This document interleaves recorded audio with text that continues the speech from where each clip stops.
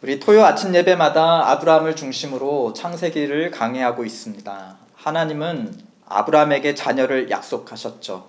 그의 나이도 많았고 아내와 더불어 아이를 가질 수 없는 죽은 몸이었습니다. 그러나 15장 6절에 의하면 아브라함이 여호와를 믿으니 여호와께서 이를 그의 의로 여기셨다 하였습니다. 그 다음 기록에 하나님은 자신이 누구이신지를 이렇게 밝히십니다. 나는 이 땅을 내게 주어 소유를 삼게 하려고 너를 갈대아인의 우르에서 이끌어낸 여호와니라. 하나님은 자신을 누구라고 소개하고 있습니까? 아브라함과 그의 자손에게 살아갈 땅을 주시는 상여자로 자신을 소개하고 있습니다. 아브라함 그리고 그의 자손들은 그 땅을 상속으로 받는 상속자로 또 맞아주신 것이죠. 그러니까 아브라함을 의롭게 여기셨다 하면서 그에게 이 땅을 주겠다라고 하는 것은 다른 말로 하면 아브라함을 누구로 여기셨다라는 것입니까? 상속자로, 양자로 삼으셨다. 그러니까 하나님께서 그를 의롭게 여기셨다라는 것은 다른 말로 하면 자기의 기업을 상속받을 법적인 자기의 양자로 여기셨다라는 의미입니다. 의로운 상속자 되는 유일한 조건이 있다면 아브라함이 여호와를 믿으니, 그렇죠? 여호와께서 이를 그의 의로 여기셨더라. 오직 믿음으로 하나님의 상속자가 되는 것이었습니다. 하나님은 믿는 자를 의롭게 여기신다. 다름 아닌 로마서 1장부터 4장의 주제였습니다. 의롭다 여긴 자를 양자 삼으시고 양자면 또한 상속자 삼으신다. 그것은 로마서 또 5장부터 8장까지의 우리 지난주에 살펴봤던 주제입니다.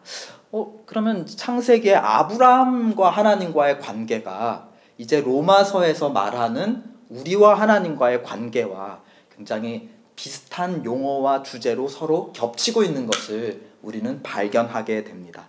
그러니까 창세기가 기원전에 하나님을 믿었던 고대인 아브라함과 그 가족에게 일어난 변화, 그들의 것이 아니었던 땅을 하나님으로부터 상속받는 변화를 증언하고 있죠. 그렇다면 로마서는 이제 기원 후에 하나님을 믿는 모든 사람들, 아브라함의 혈통 자손만이 아니라 그렇지 않은 모든 사람에게 일어나는 궁극적인 변화, 하나님으로부터 새 하늘과 새 땅의 모든 만물을 상속으로 받는 그 변화를 로마서는 증언하고 있습니다. 그러니까 창세기의 배경과 로마서의 배경 그 사이에 어떤 변화가 일어난 것이죠. 비슷하면서도 큰 변화가 일어났다면 더 많은 사람들이 더 큰 유산의 축복을 받는 변화, 스케일의 변화가 일어났다라는 것입니다. 사실은 이 변화조차도 하나님께서 아브라함에게 주신 약속 안에 씨앗처럼 담겨 있었어요.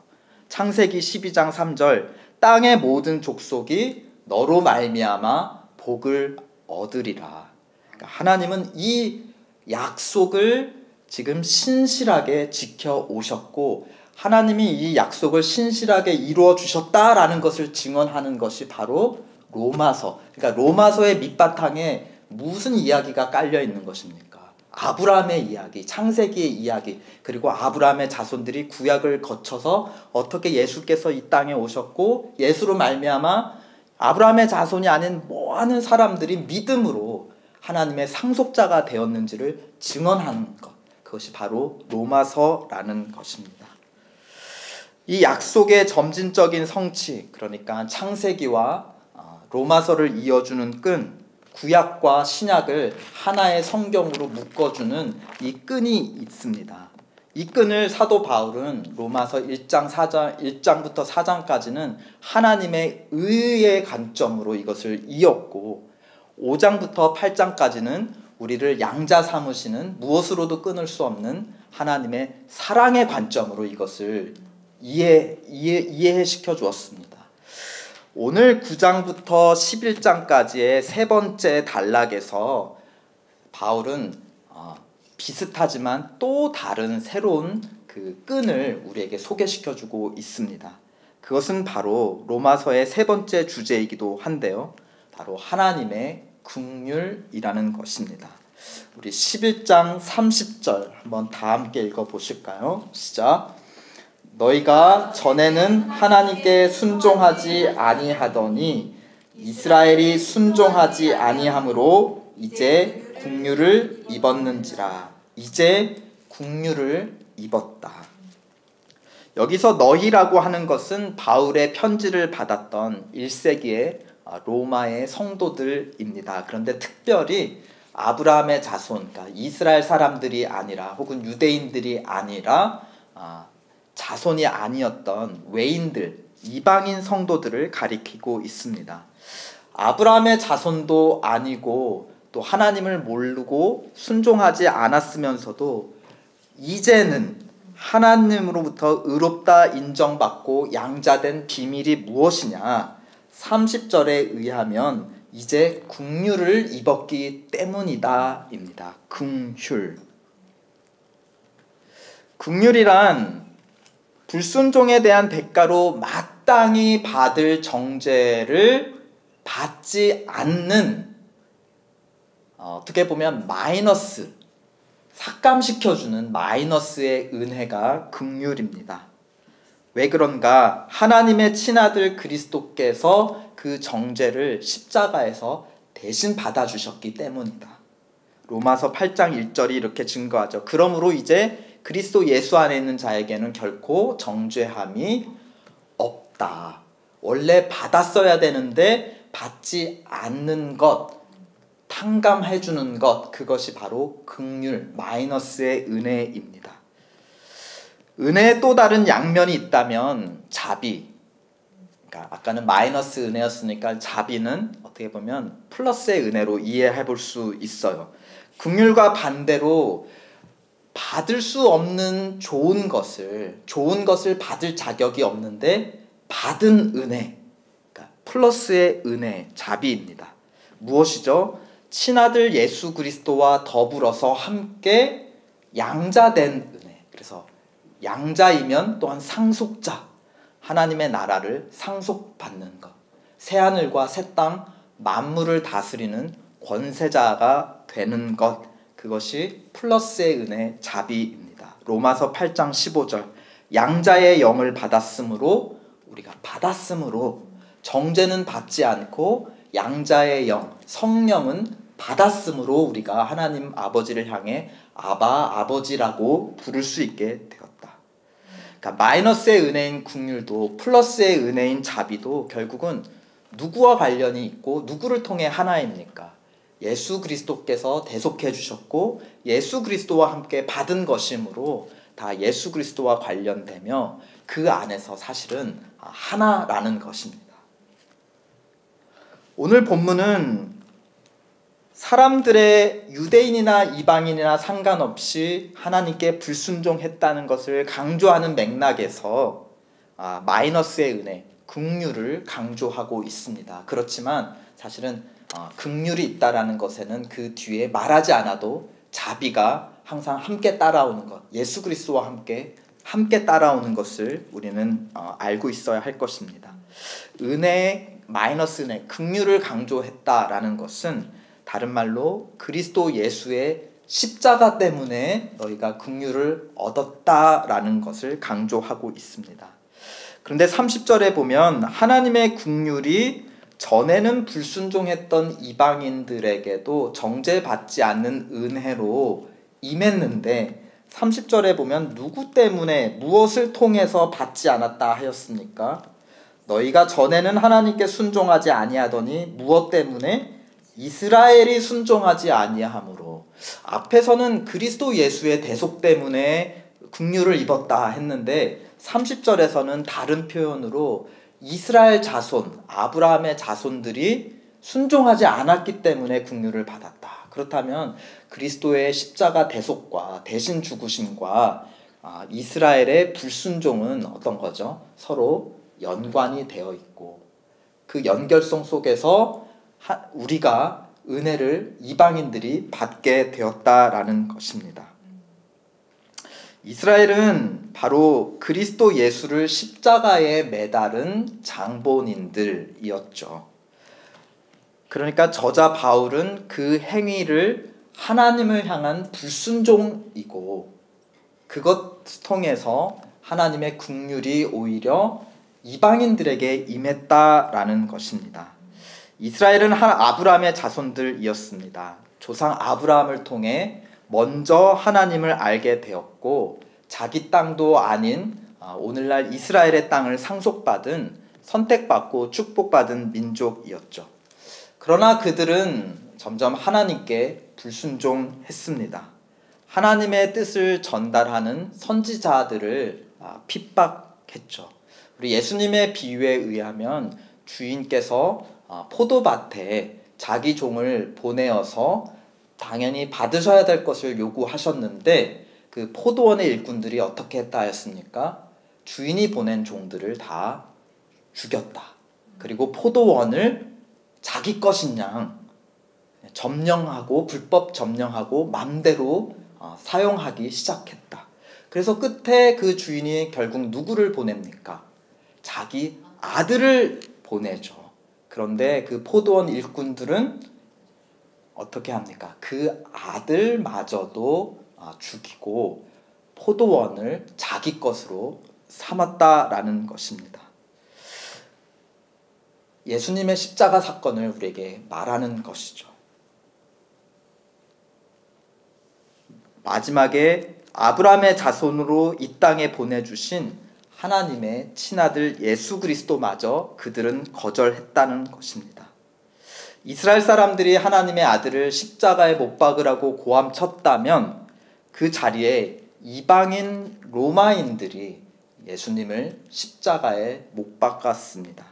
그러니까 십자가에서 이스라엘과 외인들이 모두 하나님께 반역을 했는데 더 이상 돌이킬 수 없는 파국으로 치달았다는 거죠.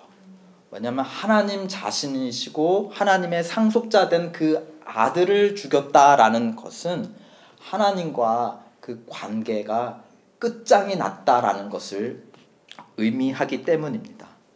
그에 따라오는 결과는 무엇일까요? 하나님의 심판, 세상의 종말일 수밖에 없었습니다.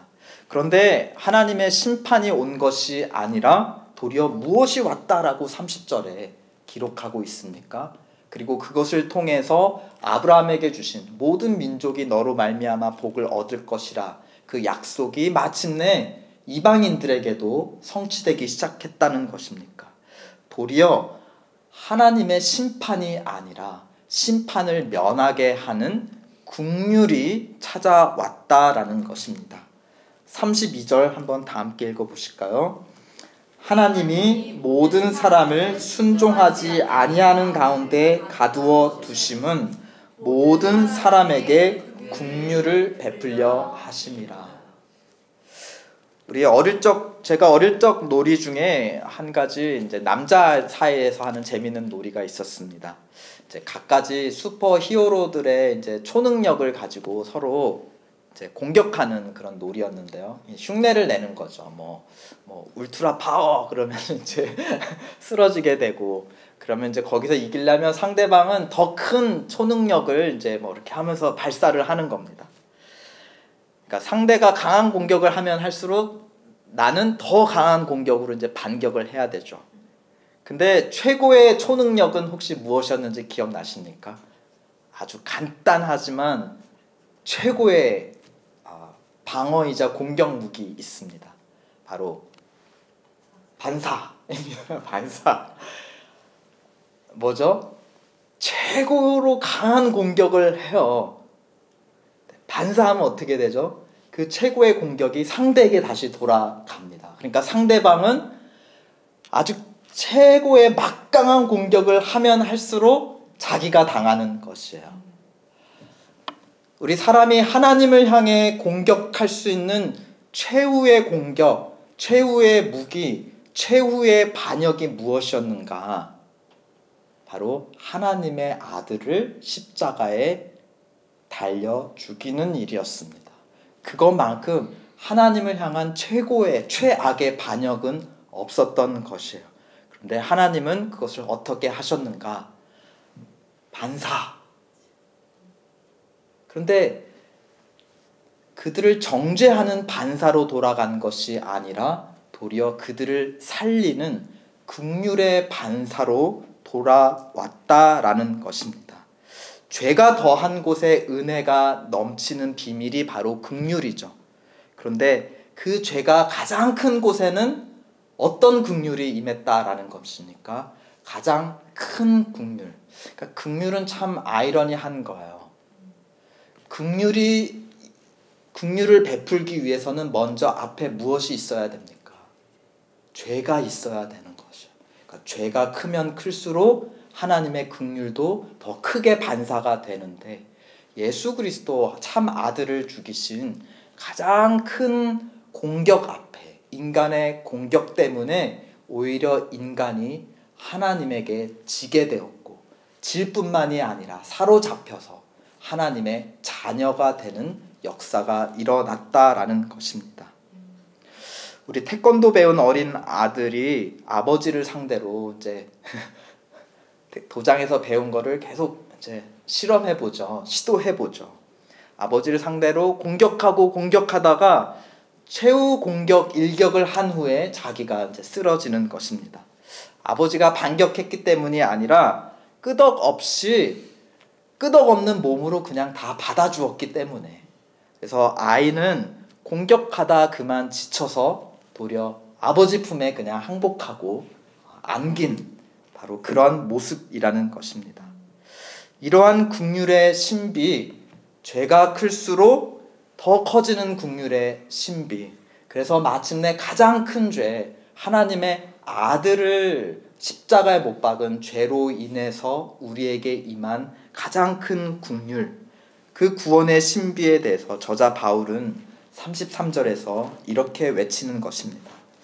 깊도다 하나님의 지혜와 지식의 풍성하며 그의 판단은 헤아리지 못할 것이며 그의 길은 찾지 못할 것이다. 그런데 여기서 왜 하나님의 긍휼, 하나님의 지혜를 높다 하지 않고 깊다 하였을까요? 바울은 1세기 약 한 57년쯤에 고린도라고 하는 도시에서 이제 로마 방문을 앞두고 그들에게 편지를 보냈습니다. 고린도는 잘 알다시피 그리스에 있는 해안 도시, 무역 도시였죠.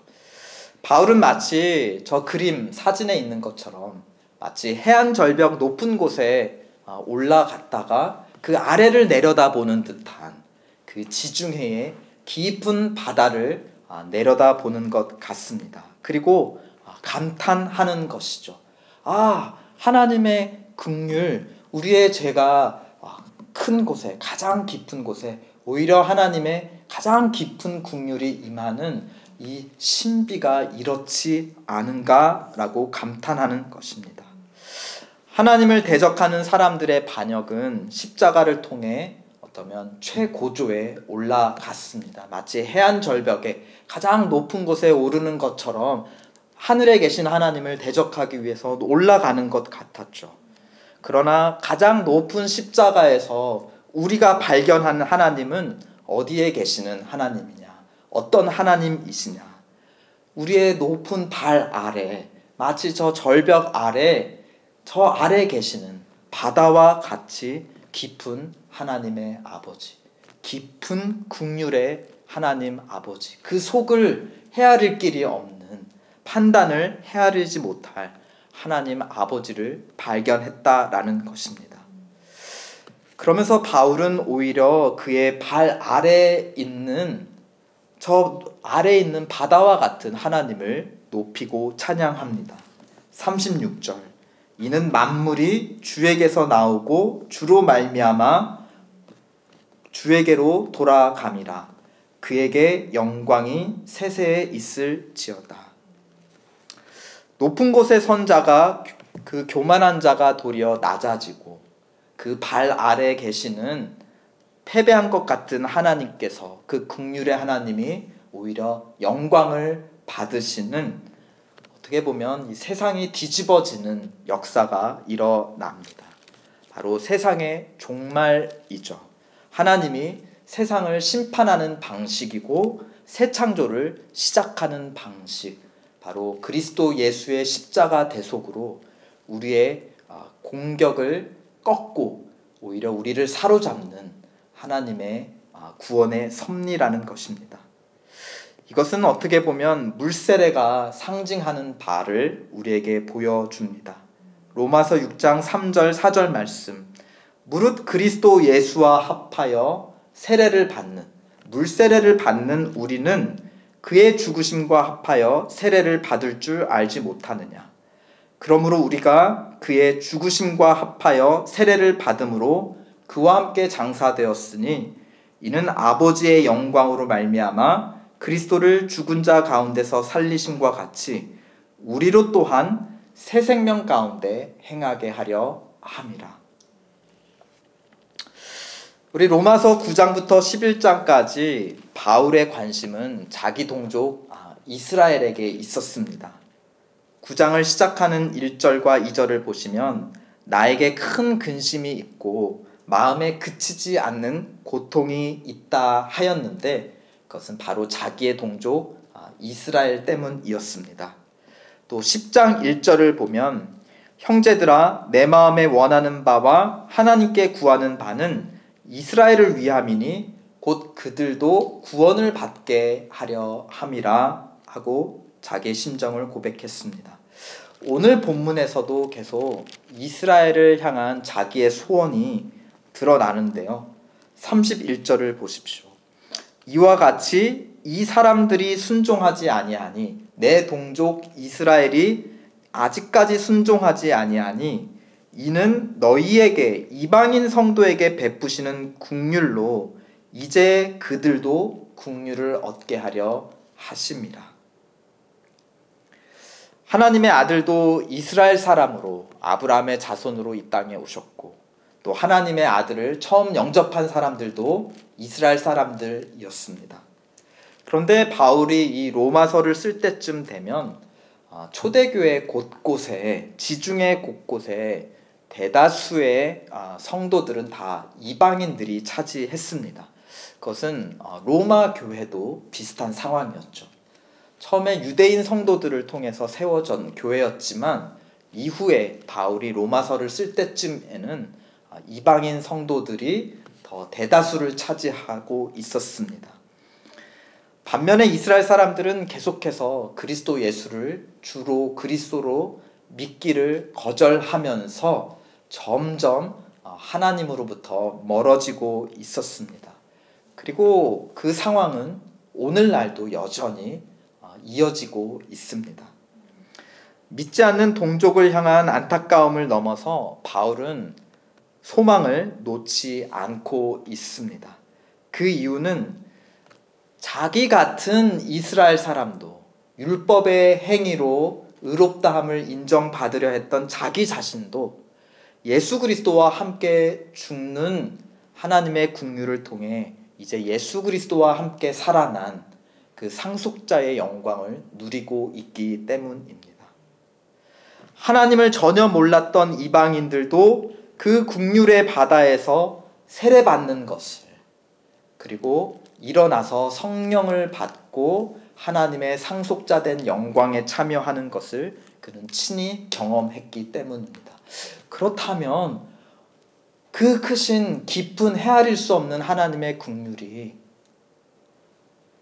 이 아브라함의 자손들, 원래 첫 약속을 받았던 자들, 첫 계명을 받았던 자들, 그리고 거기에 속한 예배의 질서를 먼저 받았던 우리 29절에 얘기하죠. 하나님의 은사와 부르심을 먼저 받았던 자들, 이들을 향한 하나님의 긍휼도 그만큼 크지 않을까라고 바울은 기대하고 확신하는 것입니다. 우리에게도 믿지 않는 동족들, 가족들이 있고 또 주변에 지인들이 있습니다. 그들을 바라볼 때 우리는 두 가지 시선이 공존하는 것을 느끼죠. 그들이 하나님을 믿었으면 하는 간절한 바램도 있고, 그러나 동시에 무슨 일이 있어도 저들은 믿지 않을 거다라는, 어떻게 보면 우리의 바램보다 큰 확신이 우리 가운데 있음을 고백합니다. 그럴 때 우리는 어쩌면 이 사도 바울과 같이 저 해안 절벽으로 올라갈 필요가 있지 않을까 싶습니다. 그리고 그 아래 깊고 깊은 속을 헤아릴 수 없는 그 바다를 바라볼 필요가 있을 것입니다. 그리스도 예수와 함께 내가 빠져 죽고 다시 일어났던 세례의 물, 그 긍휼의 물, 우리의 고향, 바로 모든 것이 시작된 하나님의 긍휼의 바다를 우리는 바라볼 필요가 있습니다. 깊은 긍휼의 바다로 돌아온 자가 오늘 바울처럼 하나님께 영광 돌릴 수 있습니다. 하나님께 영광 돌린 자가 비로소 하나님께서 행하실 새로운 일들을 기대할 수 있습니다. 특별히 나의 마음의 소원이 되는 그들을 향한 그 구원의 일을 기대하게 합니다. 또 하나님께서 행하실 일을 기대하는 자가 바로 세상으로 나아가 하나님의 긍휼을 전하는 그 통로가 될 수 있습니다. 아멘.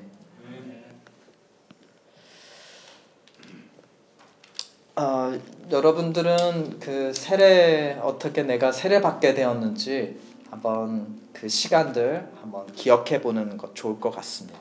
우리 이스라엘 백성들도 홍해를 건너가면서 하나님의 백성으로 인정받고 언약을 맺고 그 이후에 약속의 땅을 상속받았죠.